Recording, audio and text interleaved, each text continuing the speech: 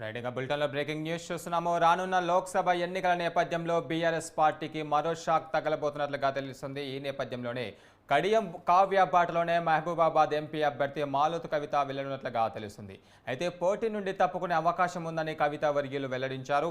ఇప్పటికే సీఎం రేవంత్ రెడ్డితో భేటీ అయ్యారు కేకే, ఆయన కుమార్తె కావ్య. అయితే ఢిల్లీలో పార్టీ పెద్దలను కలుస్తున్నట్లుగా కడియం శ్రీహరి కావ్య వెల్లడించారు.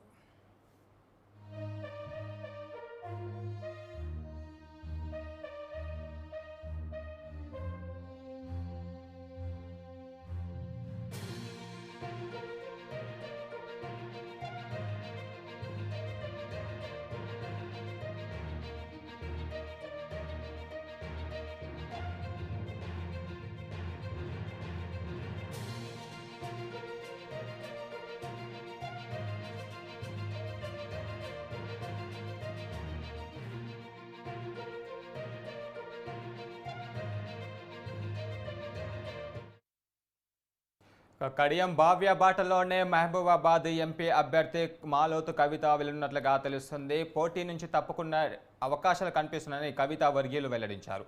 అయితే ఇప్పటికే కడియం కావ్య కేకే సీఎం రేవంత్ రెడ్డితో భేటీ అయ్యారు. ఈ నేపథ్యంలోనే ఢిల్లీలోని పార్టీ పెద్దలను కలుస్తున్నట్లుగా శ్రీహరి కావ్య వెల్లడించారు.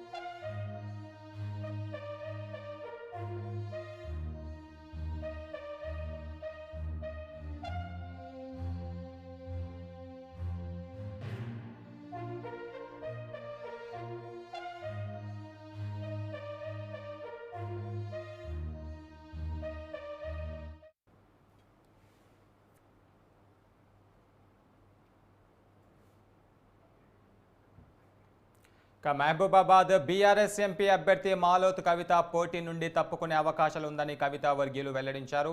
ఈ నేపథ్యంలోనే సీఎం రేవంత్ రెడ్డితో భేటీ అయ్యే అవకాశాలు కూడా కనిపిస్తున్నాయి. అయితే ఇప్పటికే కేకే వరంగల్ బీఆర్ఎస్ ఎంపీ అభ్యర్థి కావ్య కూడా రేవంత్ రెడ్డితో భేటీ అయ్యారు. వీరు ఈ నేపథ్యంలోనే ఢిల్లీలోని పార్టీ పెద్దలను కలిసే అవకాశాలు కూడా కనిపిస్తున్నాయి.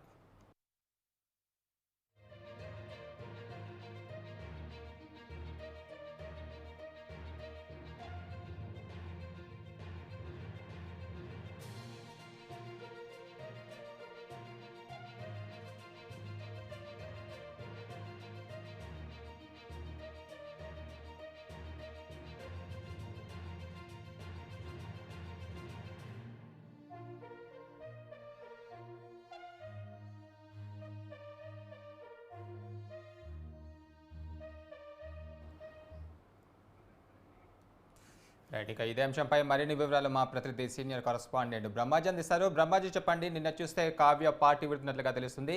ఈరోజు మహబూబాబాద్ ఎంపీ అభ్యర్థి అయిన మాలోతు కవిత కూడా పోటీ తప్పుకున్నట్లుగా ఆమె వర్గీయులు చెప్తున్నారు. దీనిపైన అప్డేట్స్ ఏంటి?